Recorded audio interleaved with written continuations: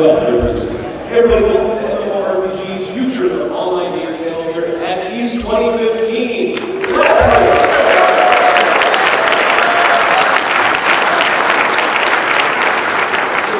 how many of you have gone to one of these panels before? That's awesome. I love seeing that. Even this guy. As a fan. So it's pretty interesting. I don't know if you guys have noticed, but MMOs are sort of at a crossroads. As an industry, as a genre, they're completely different now than they were just 10 years ago when everything was trying to piggyback off the success of something else. What we're seeing now is a complete revolution of the genre, where people are combining online and offline play. You've got completely different systems, you've got expansions, you've got free-to-play, you've got subscriptions, you've got games that you think are going to be successes failing, and games that you think are going to fail being successes. Nobody can predict what's happening. However, there are a bunch of people still making games that are trying to predict what's going to happen, and that's what we have here today for you. So let's do little introductions, and we're going to get right to the initial statements from our panelists, and then while they're doing their thing, you guys can line up behind this microphone over here if you have questions for any of these guys about their genre, about the games that they're making, about the games they made in the past. So let's get right to it. First, oh man, I'm going to screw up your name because I know you are. No, I'm not. Okay. So, you shouldn't have read the notes. Adam. I screwed up the first name. Adam Hatani. I did. Okay, Adam Hatani is a senior game designer on Trove at Shroud. Yeah. There you go.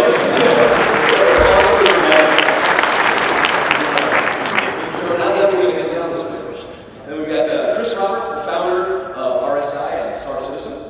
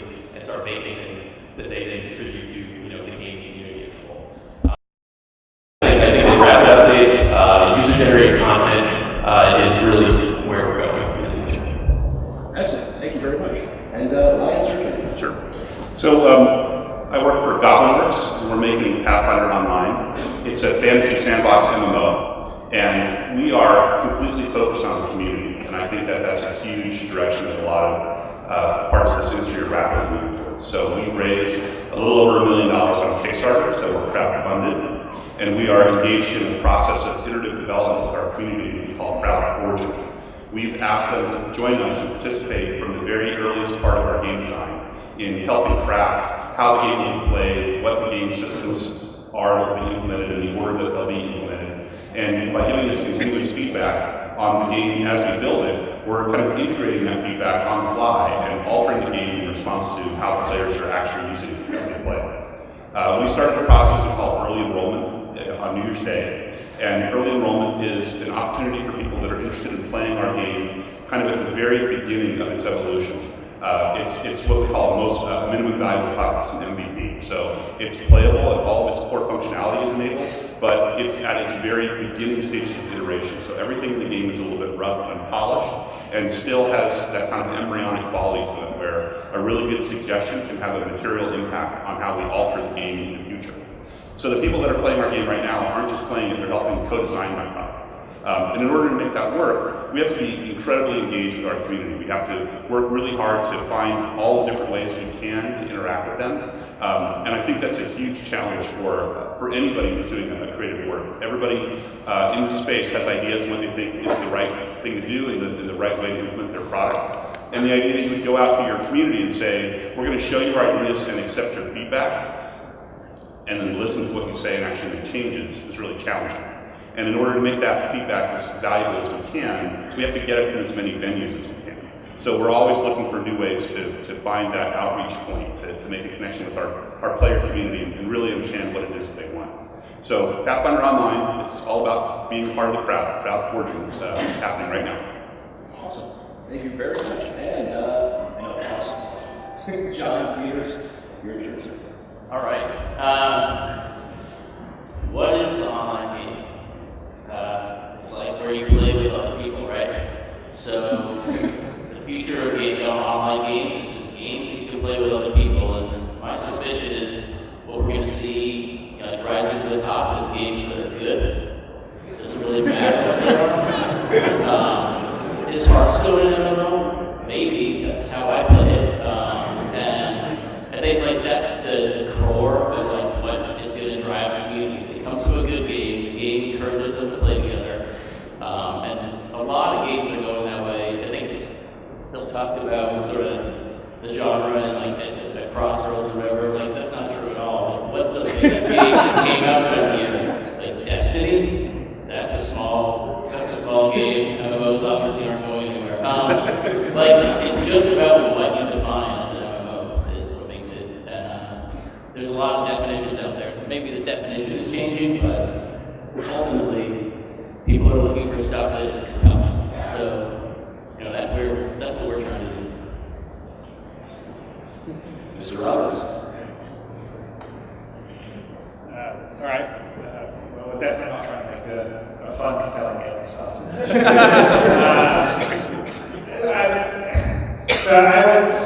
I would say that a lot of what everyone's been talking. I mean, obviously, I think a lot of people are going to say kind of all the same things. I would say that I think one of the trends that I see, and we're definitely trying to do it, and I would say that other people are doing it, is to sort of not look at an MMO in the traditional fashion, the way people looked at, say, originally Ultimate Online or EverQuest, and then sort of World of Warcraft, in the way that you can sort of play at different levels and do different things. So you can play with a large group of people, you can play with a small group of people, or perhaps you could even just wander around in the world yourself and interact with other NPCs and potentially interact with other players, but it's a sort of more solo experience. I would definitely say that kind of freedom, the more sandboxy side of stuff is, I think, the future. You're seeing a lot in general, in games in general. You sort of see games that people are really excited by and what's really sort of taking hold, like Grand Theft Auto 5, which I guess Grand Theft Auto 5 Online is kind of an MMO, but it's a very sort of open world sandbox. Do what you want, play with the play style you want, and in sort of an immediate fashion where you can sort of share that experience with other people. And because the world today is sort of changed into a much more immediate sort of real, people just stream their game, right? So people are like, greatest thing when we release a new version of, say, Arena Commander is we can go online like within 30 minutes and see people streaming the game and seeing how they're playing and seeing how they like the new gun and not the way the ship flies. And you get this sort of instant sort of feedback and sharing. And I think that things that you'll be definitely seeing in sort of online games is tools that sort of enhance the ability to share what you're doing, to cooperate and play with people in different formats at times and not be so set into one style of game.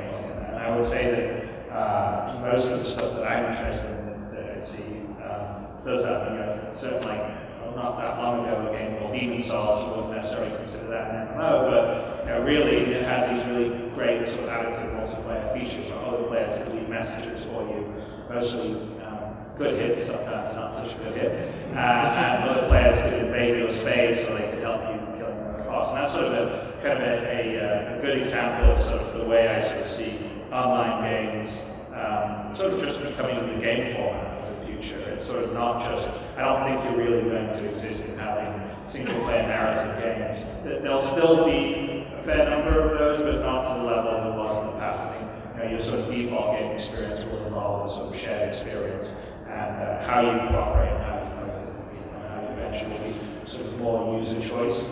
And then the last thing, which was hit on before, is I definitely think that the thing you get with online games, and the thing that I really like as a developer, is the ability to iterate and constantly be trying out new ideas in an environment where you get real objective feedback. Because even when you've got a really big team, you've got a huge test team, say you've got 100 testers, it's really hard to get objective long-term feedback because everyone sort of after a while gets very used to the way things are, and tends to be felt by others. So one of the nice things about online games is that once you've released your game, you don't really stop developing. You keep on iterating and developing, adding new features. And I think the sort of the thing that we do on Star Citizen, and we're not the only ones that we're going to try to develop, Richard, and a lot of other like you guys are doing MMOs is having that process happen even before the game is finished.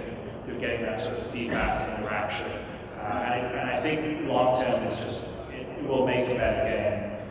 It also gives you some really valuable objective feedback. And it's not a matter of you having I think Joe in the test department happens to be a joystick fan, so I can discount what he thinks. It's just that you get literally in our case you have hundreds of thousands of people giving feedback, and at a certain point you sort of can see general trends, and you get a good indication of things that work or aren't working. I think ultimately it's a great way to make a game better, and I think being online allows you to do that because you can constantly sort of deliver it. And then the last big trend I would say is that creating tools in such a way that the users, people playing the game, can be responsible for a lot of the drama and the content that gets created inside the universe itself. Because it's almost impossible if you want to build linear scripted content and have people experience it, you can never build it fast enough to keep up with a large fan base. And so the best thing is to sort of, and I think this is why I'm moving towards sandbox, is that you want to have a more sort of systematic or procedural style design where you create rules for your world and you create events that can happen on certain things, how they interact and play against each other, and then you put it out there and then let the players themselves create actions and movements, and that itself can inform how the game itself unfolds. And that to me is actually the most exciting part of what I think the future holds. It's certainly something I'm most excited about Star Citizen, is just to see what happens when hundreds of thousands of people are let loose in the full live world, because I can already see it on our forums where people already got various groups and organizations together and making plans to invade random space or create trade empires, and just if you put them in a world with the rule set that has all this and see what happens, I think that's going to be really fun. And I think that's kind of the potential in the future of online games. Right, Richard, you're also. So with Shroud the Avatar, one of the first goals for us was to really catch what we thought would be the appropriate spiritual successor to our early work with the Ultimate series, both the solo player experience of Ultimates 1 through 9, where things were invented like the term avatar, that everybody now uses, or with Ultima Online that helped, of course, launch the term MMORPGs. And so with Shroud and Reactive, we both wanted to kind of harken to the past and take those best things forward. We also wanted to create new technologies. Even the fundamental aspect of, most MMOs are client server. We've created quite a new model. Everyone's computer is actually part of the server. Everyone has the server running simultaneously on their machine. It lets people play solo player offline. It lets us group people individually, and offloads a lot of the work that we normally charge a subscription fee for into the player cloud, so we lower our costs and also lower the cost to the players. We also wanted to fix some of the things that I think went wrong with role-playing games in general, and especially MMOs. The earliest role-playing games had very complex user interfaces. My games even had things like A-min attack, B-min word of vessel, C-min cast a spell, D-min drop an item, all the way through 26 letters. And then when I ran out of 26 letters, you could use an item and it kind of pulled out a list. Obviously, moving to icons and mice was a huge improvement. But I think in order to try to help people not have to keep copious notes and draw their own maps, we've made a lot of role-playing games fairly brain dead. I actually think that what I would describe as the usual experience is you spend an hour in a character creator because you don't know if you get a chance to do it again later, so you spend an hour doing that before you ever play the game at all, which is wrong. And then you sit down in the world, it might be beautiful, but then you see exclamation points over all the people you need to talk to. You click on all the things that wouldn't piss them off, you get things in your quest log, you then click on the first thing in your quest log, you see an arrow on the map, you follow the arrow on the map to your destination, and you repeat through a series of level gates to explore the territory. I think that whole description that I just made is wrong. But I think we did it in an attempt to help people and expand the audience, but I think we've underestimated the intelligence of our audience. And so one of the things we wanted to do is replace those tropes with at least a new attempt at tropes that may or may not be better. We hope that some of them are. So I think we're doing a lot of innovative user interface, combat where it's not, you don't have anything fixed in your shortcut bars, you can memorize your quickest cycle of most damage over time. It's something you really pay attention to. We do also believe in things like user-created content, so we believe in letting the community in early and often, as my colleagues do. And to mention one thing about the power of that, because we also took crowdfunded money, a lot of some of your money, we feel this deep obligation to make sure we are providing you entertainment along the way, so that if things go badly, we don't piss off at you all as much as we would if we were just developing in the dark. And so for 15 months now, we've released on the third Thursday of the month at 12 noon Central Time, and we have shipped to the minute on time for 15 months in a row. And since the third week of November, the game has actually been live 24 hours a day, 7 days a week, and these servers in all 15 months of publishes and all 4 months of full-time service has crashed exactly never. And if you contrast that to a lot of the big releases that have come out in recent weeks, much less years, these games are very big and very complex, and they're very hard to keep stable at all, especially during those launches. And I'm knocking on wood, but very proud of my team. That I think because of this iterative process, because we are truly agile development, which people talk about a lot and rarely actually do, because we have all of you in there with us on this journey, it allows us to make fewer mistakes, respond to your needs, and make a game that I think will be more fun to play and technically a better, more efficient service for you as well. Richard, I actually just got a tweet that says the Shroud server just crashed. Sorry. Okay, if you guys want to get questions, go ahead and start lining them now behind the microphone. Garriott, our man right there in the blue shirt, he's going to be standing there too. If you start to kind of run on, too long because we know it's awesome being on the microphone, he'll tap you on the shoulder. Just try to make your question short, just one, so we can get as many people as possible. You got a question ready to go? Screw it, I had a question, but you go first. Can you hear me? Yeah. This question's for Richard. I'm curious, what are some ways that you're challenged to play intelligence? And so example. In contrast to, I like to use two things, conversations and combat.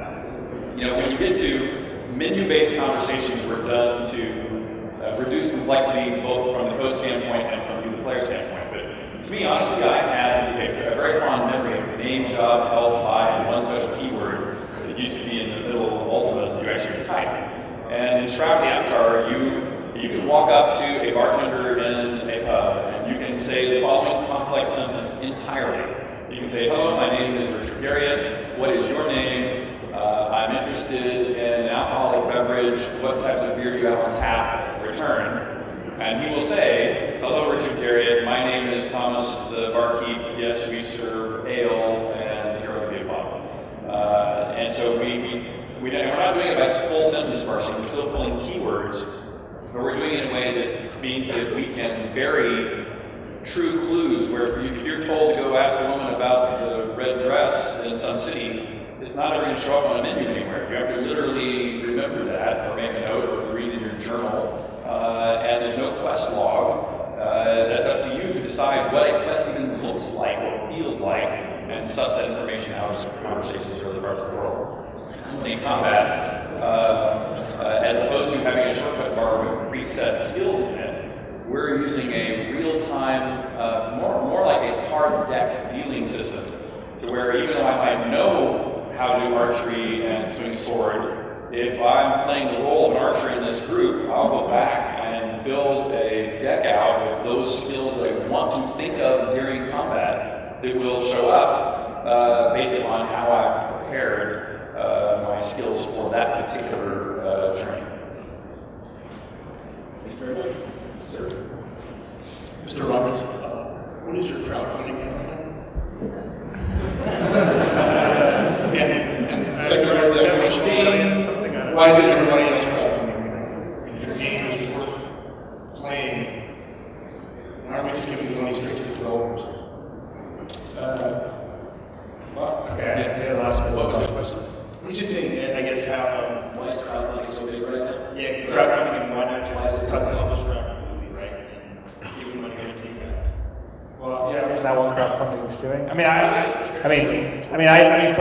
From my standpoint, I think that the attraction, because I also back plenty of other people that crowdfund, is that it's nice, if I put my gamer hat on, I think it's nice that I get to pick and choose the game that I want to see happen, and I also like, obviously, I make games, so I sort of are into the making of games, but I definitely think there's people that don't even make games that like to know about making games, right? There's people that watch movies that like to know, that watch the behind the scenes on the end of the DVD, and I think that there's something really special about the interaction that you can have between the people making the games and the people playing the games.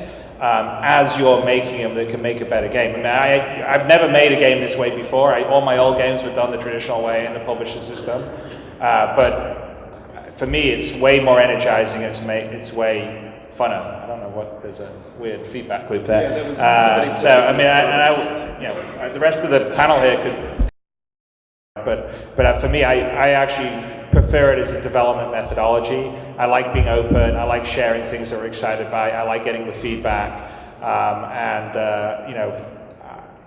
it feels more immediate and instant and closer to what today's world is, which is today's world is much more shared and instant and immediate.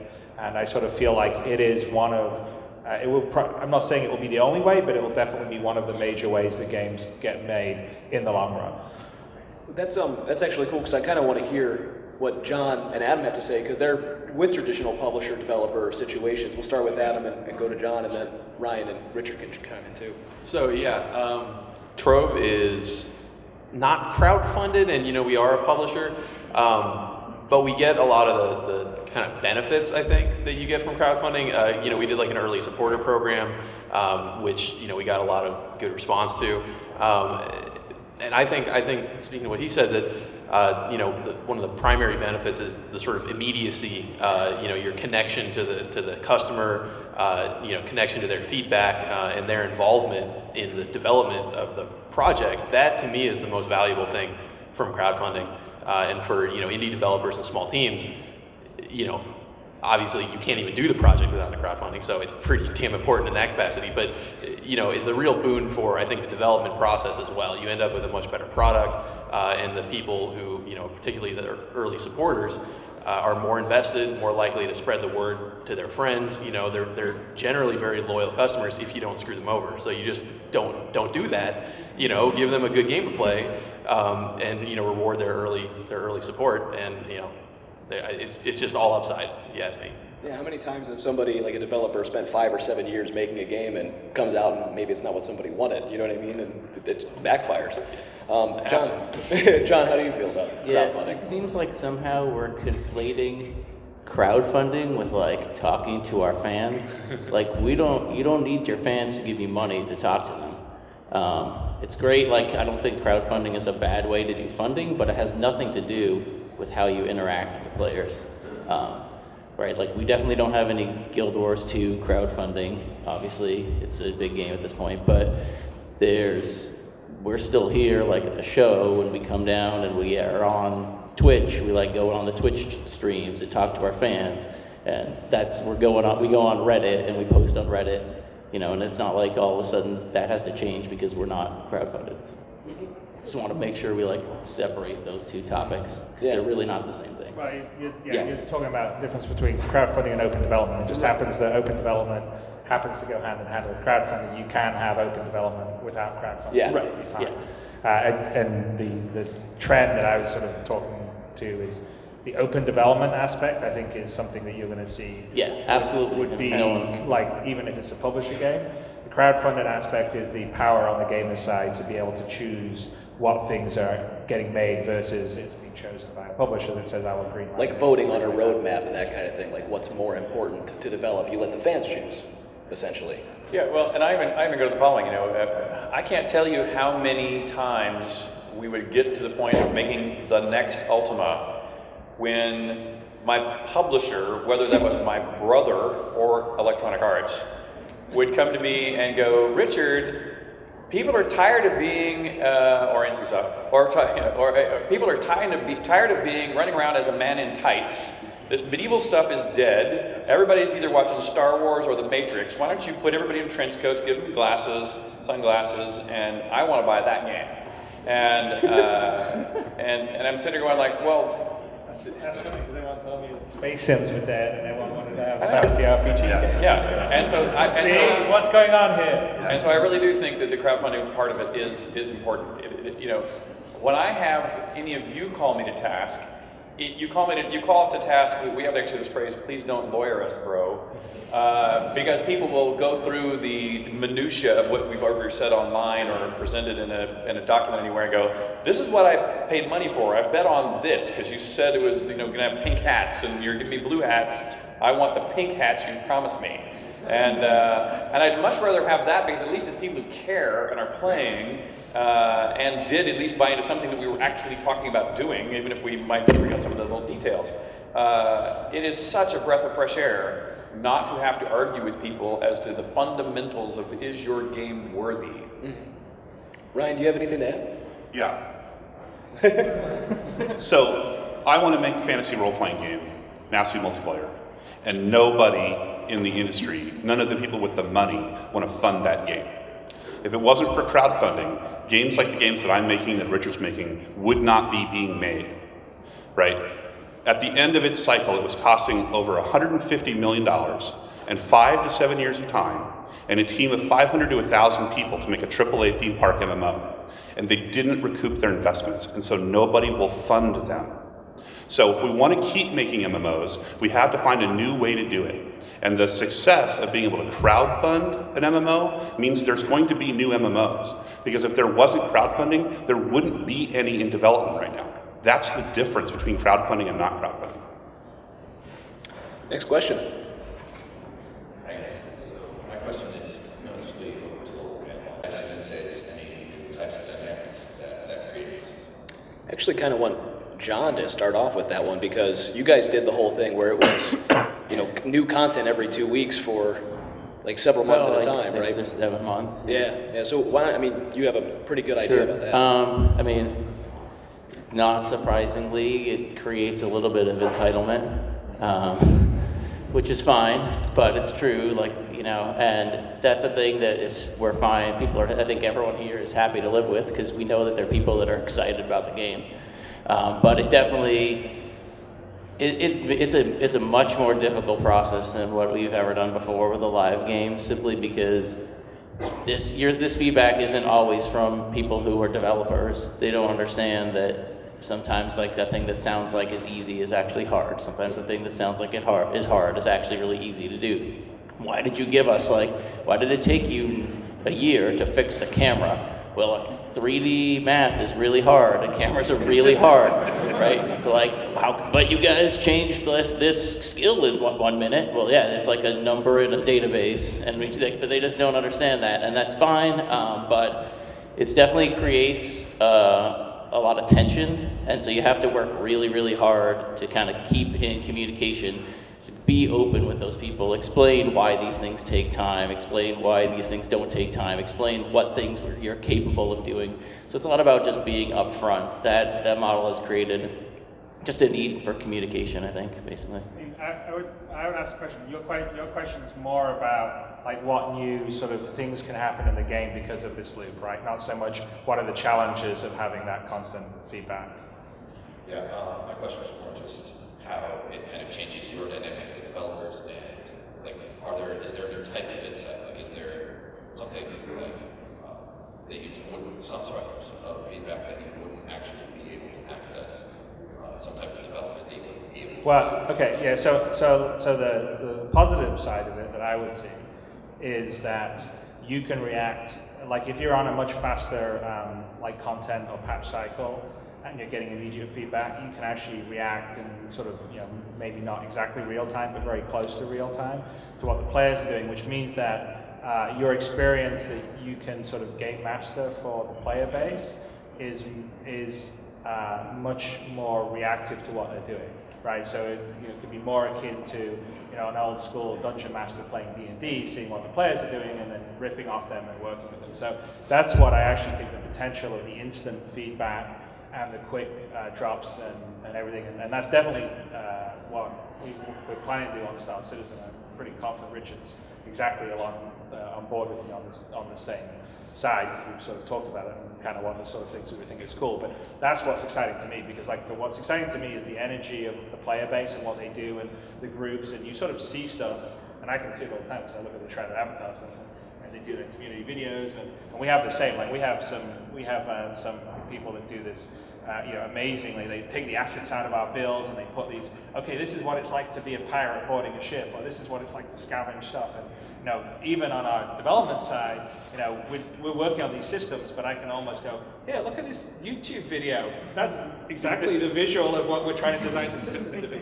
And so it's a really incredible sort of feedback loop. And I think that the more sort of, if you can create tools that allow you to sort of change and edit stuff in real time, and that really works if you've got more procedural kind of systems for like how AI sort of act, and it can't just be just simple AI like tactical stuff. It's sort of more this meta AI where AIs have their own goals. They want to be the top dog pirate, or they want to be the best trader, and you have all these things that you can basically, as on the developer side, you can sort of take a few knobs, turn a few dials and add a little element in here, and all of a sudden you can do something that will react to something you've just seen the player base do. I think that will create an experience for the players that will be amazing, because then they'll be like, oh my god, it's like all of a sudden my actions, and there's a reaction to it, and it doesn't feel like you're sort of playing, that's the old theme park MMO kind of trope, which is like, you build this content that's like really beautifully architected and scripted,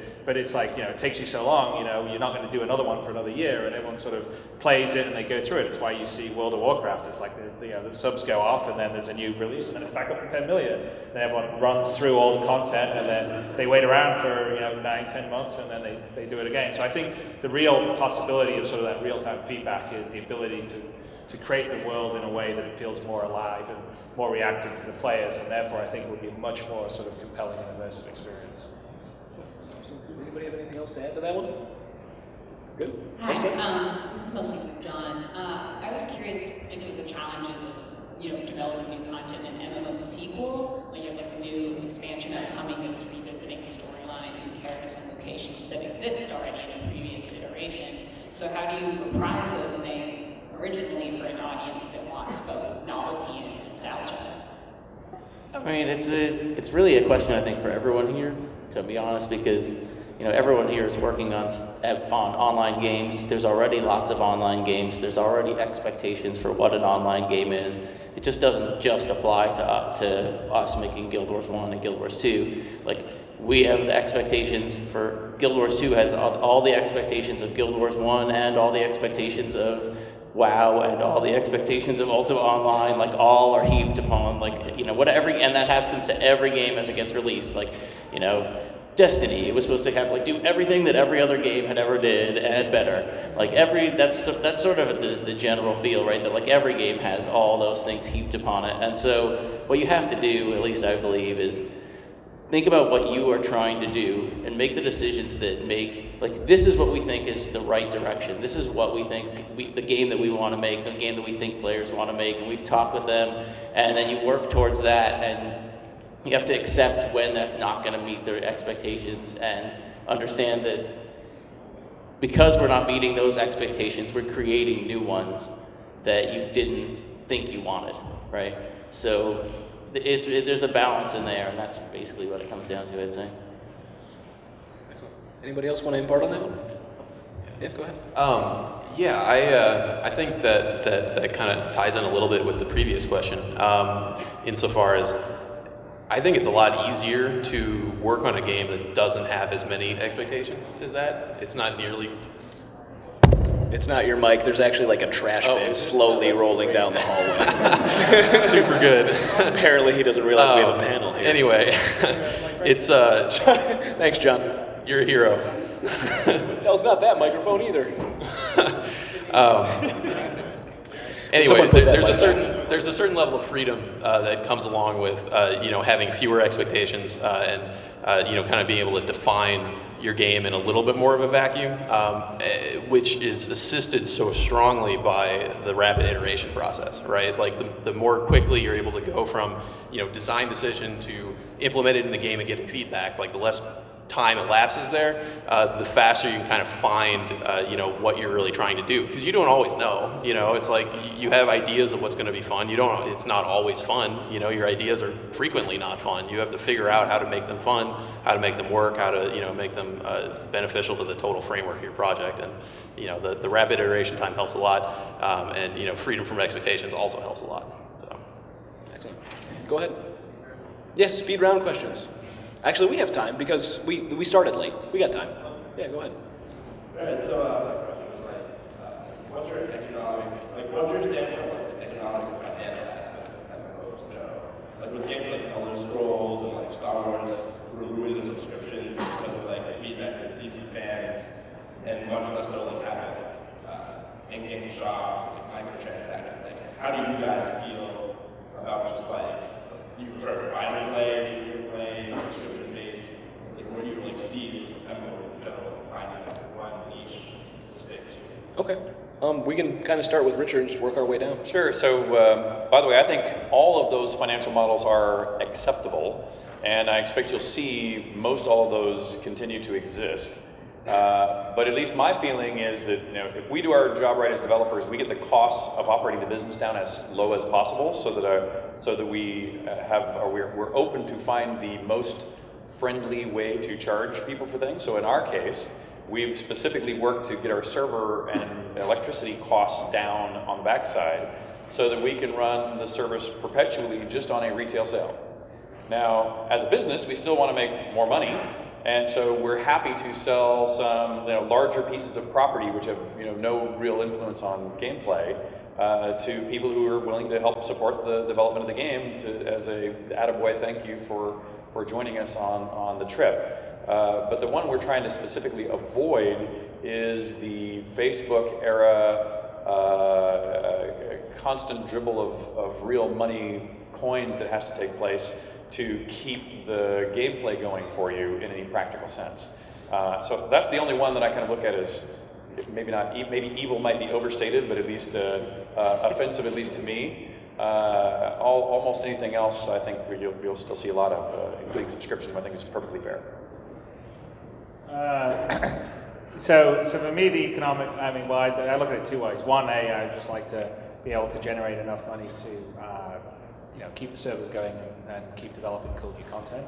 But really, I sort of look at the model as based on what I would like as a gamer. So I just have my own particular, it's not necessarily what other people would like as a gamer, but I don't like subscriptions mainly because I've had lots of subscription MMO games that I've played for about a month and then forgot I had a subscription and it was keeping going on and then I'd come back to it and I just sort of felt like I don't like the obligation of having to pay all the time. So I sort of prefer to be in a situation where you have to buy entry because it definitely costs to build something and develop something and have some servers, and then after that, you have some ways to bring more money in, but it's sort of more on an optional basis. So for instance, people have time and people have money, and some people have lots of time and some people have lots of money, and they're willing to trade it off, right? So I don't want to have a game that anyone is disadvantaged by one or the other one. Like anyone that has too much of one resource should not have an overwhelming advantage over anyone else, other than in the particular case of Star Citizen, skill. So we're not going to legislate for if you're too skillful, we're gonna you'll be handicapped.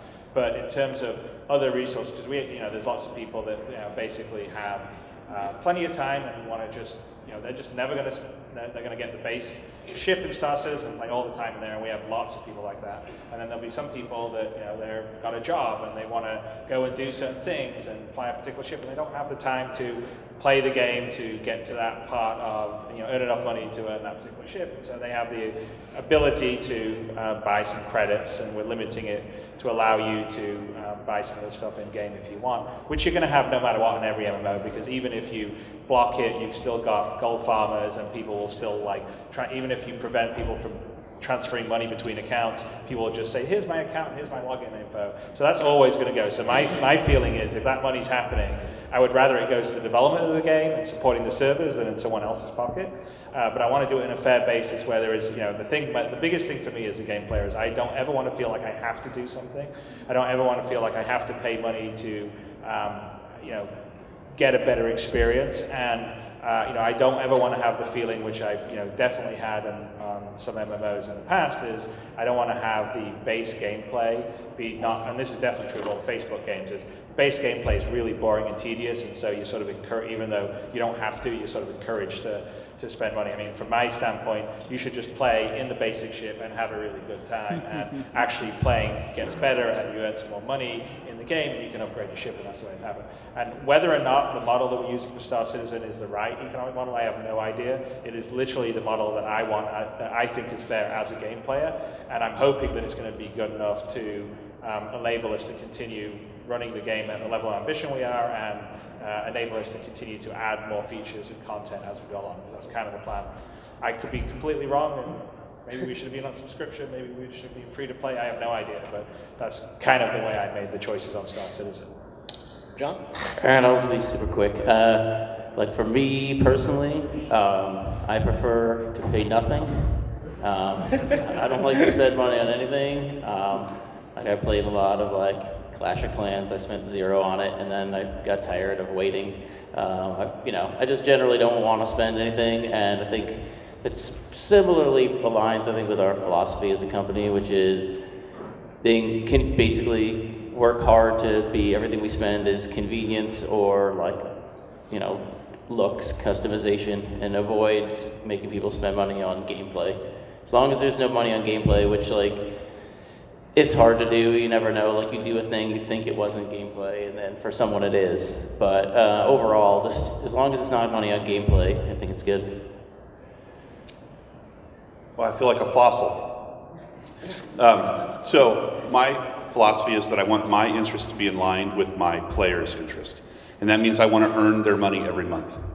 And I think that any month when I don't earn their money, they shouldn't give me any money. And that means I wasn't successful that month. But if I'm not getting paid for what I'm doing on a regular basis, I'm working for somebody in the future. I'm not working for the customers I have right now. If all I do is sell my product once and then never generate any additional revenue, What that basically means is that I'm saying that all the work I'm really doing, the passion that I'm pouring into my product, is designed to get you to buy something from me again in the future. And I think it's a lot better to say, I want you to pay me this month for this month's work. I want you to understand that the money that you're putting into my company today is going into the game that you're playing today. And maybe that's a subscription, maybe that's a microtransaction, maybe that's a hybrid between the two. But I think it's really important that my interests and my players' interests are aligned, and those alignments should be making the game as good as we can make it right now. And I think that a funding model that involves getting paid regularly is the way to make that happen. Well, I certainly agree with John, and I half agree with Ryan. I think that, either being pay to win or being perceived as pay to win is a real poison pill for your perception amongst the community, amongst your gamers, your users, your players. But we all live in the real world, right? We got to make a dollar off this, like somehow or another. So our game's a free-to-play game. We have an in-game store. And you're able to get sort of like speed up type stuff, right? Like you're crafting materials, things of that nature, but you can't get any power out of it. And that's the important part, so it is cosmetic, it's flash, mounts, wings, costumes, things of that nature, right? Where it's about sort of status and being, different and standing out, right? Spending money to do that. But there's a corgi mount in Trove, just so you know. What's that? Corgis. Yeah, yes, yeah. We have a whole line of corgi-based mounts in our game. Corgis are big in our office and in all of our Triumph products, actually, probably as a result of that. So you just got to make sure that if you do have a shop, if you're not running a subscription, that it's not things that let you, skip power gain or give you a, substantive advantage over people who aren't choosing to spend money. All right, so real quick questions and real quick answers. Let's do these as fast as we can. Maybe we can get to the end of that line before the end. Yeah, speed round. How much longer will WoW last? I think it'll last forever. All right, next. Like 8.5 years, I think. September. Yeah. I know the two of you are programmers. I'm curious about the programming aspect. I know that there are a lot of technical issues, technical limitations. In 5 years' time, if Moore's Law, what is going to be a technical limitation that can't be surpassed? What's the next thing that we can see that you can't do right now? As quick as possible, guys. Let's do that one. AI still sucks, and it probably will for a few more iterations. Yeah, I don't think you want a quick answer from an engineer. The quantity of that's true. No, Anything that starts with the amount of players that you can simulate in real time in one place is by far the biggest technical challenge. There's a lot of things that are beyond just CPU power that holds you back. So the basic design of the internet itself is actually a real obstacle to that, and that's not as easy to fix. Things, obviously GPU, CPU increasing, you'll be able to render more characters, but whether you can transfer that information fast enough, that's a pretty big challenge. There is definitely stuff which Richard's doing in the cloud, we're doing in the cloud, where if people shift to using more cloud-based computing scalability options, then there will be massive gains for it. And so there's some really cool tech that like Google and even Amazon and everyone is working on to do that. And those are I think that's people embracing that and not designing the old way an old MMO was made with like metal in your own server room and figuring in a sort of more distributed basis, which again, you're talking about the way Shroud of the Avatar is distributing between all its players, are ways to get the player counts up properly in one area in real time in high fidelity. And I think that's a big engineering challenge, but you crack it, it'll be really good. And we know John's answer is math. No, it's ditto. I mean, it's like players in space, right? Like 300 players near each other. It's like 300 people sending to 300, right? So that's cool. 500 players is 500 players. Each one has to send it to 500. And I think, like, as Bill said, you can do the math after that. Right? I'm for the speed round. Speed round, okay. I'm a designer, you guys. Yeah, next question.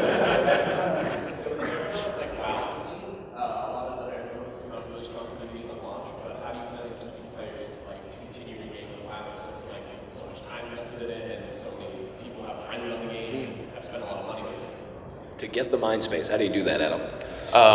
you update all the damn time, right? No, I mean seriously, you want to be in people's faces. You want to show people what you're making as much as you can, right? You want to promote your own game as much, and that's something that I think a lot of indies run into, the problem of, like, they can create a fantastic game and have a real, hard time marketing it because that's just not in their wheelhouse. So, in order to build that mind space, like Bill just said, you just have to be in their face. You have to be in their face, push grassroots, get people to recruit their friends. That's Come on, panelists, keep it short. Your first words were perfect. Okay, this is a question to ask content producers. There's currently a battle in the United States from the cable companies against and with the recent protests. How do you see this affecting online gaming in the future at the current? Keep the net neutral. I think isn't it good ruling for all of us? Yes, keep the net neutral. Done. Yeah, keep the net neutral. Yeah. Don't charge for data about it. I was just wondering, what was like the biggest challenges that like overcome as developers? Ooh. Quickly. Biggest challenge. The biggest what to overcome? Biggest challenge. Oh. Just as few words as possible. Managing people. Meeting player expectations. Yeah, oh, that's a good one too. Yeah. Good one. Yeah, I should be a developer. Giving a short answer.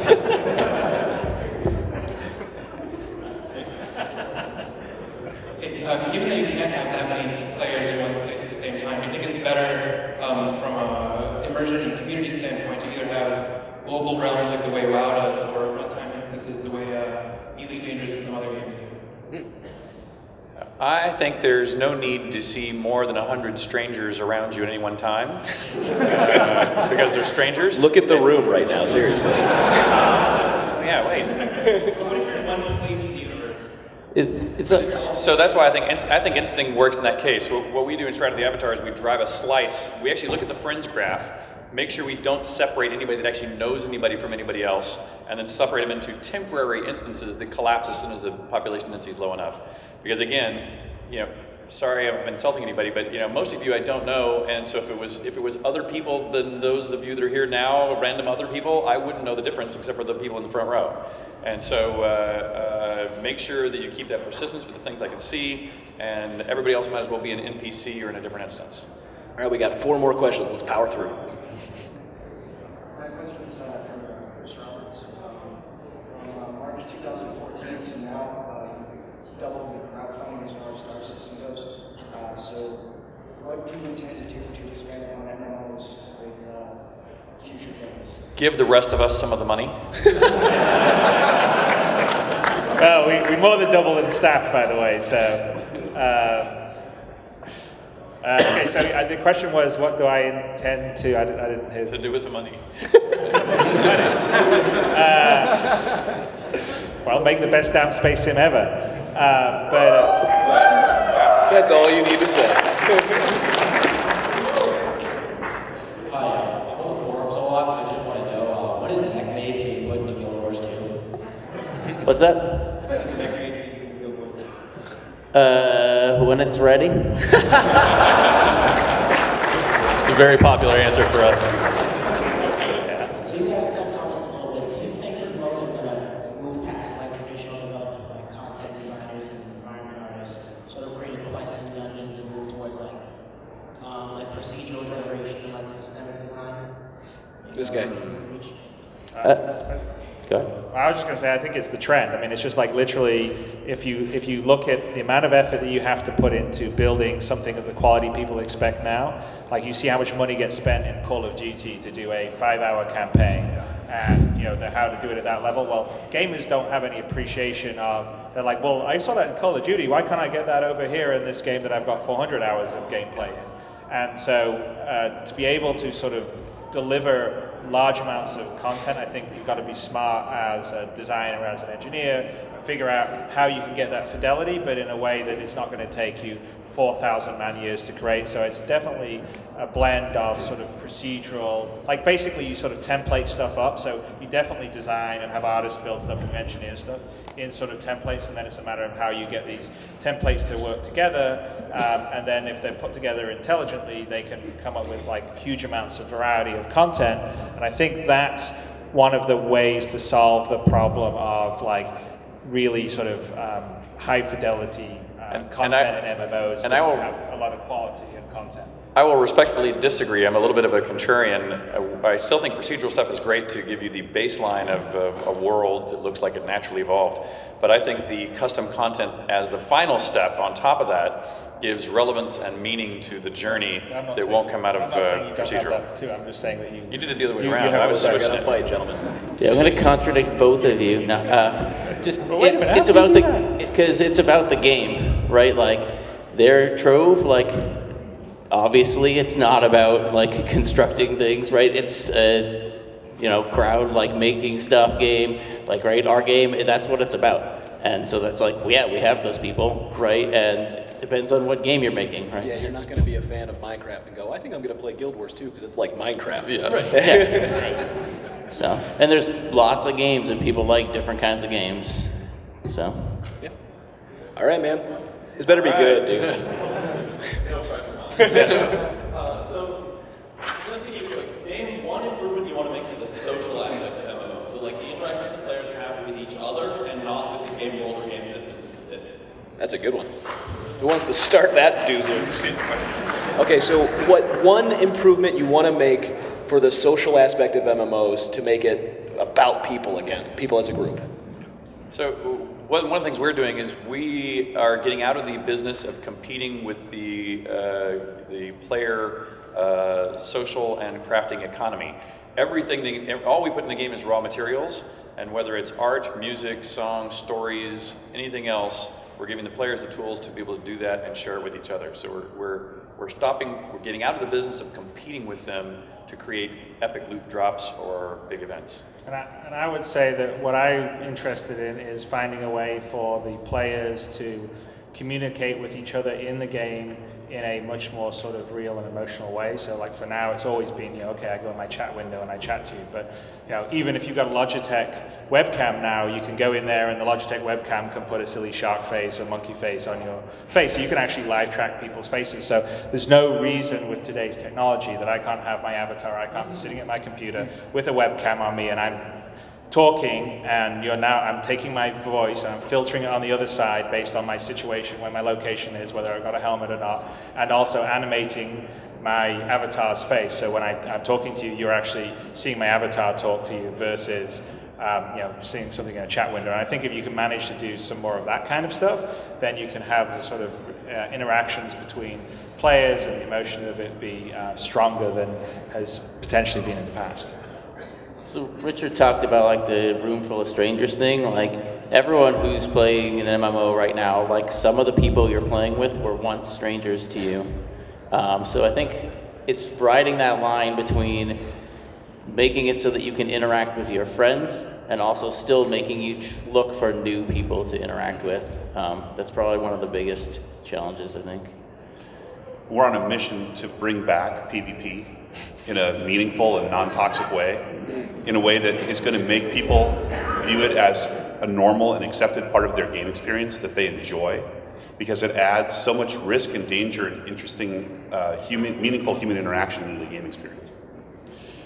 At first I was going to disagree with Ryan, but I think about all the Dark Souls PvP I've done and how sticky and engaging that is, and the sort of good messages that go back and forth when you have a good match, and I think he's probably right. But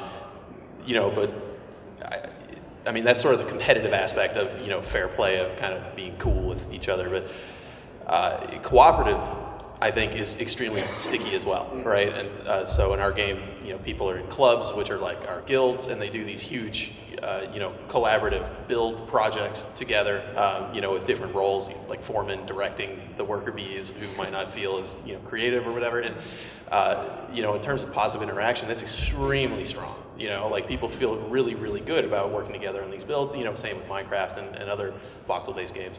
And so, in terms of cooperative aspect, I think that more and better ways to kind of share your creations, to get those out through social media, to stream your creation on Twitch, right? All that stuff I think will kind of push those things in a positive direction as well. All right, we're done, guys. I really appreciate you all coming, but give these guys a hand.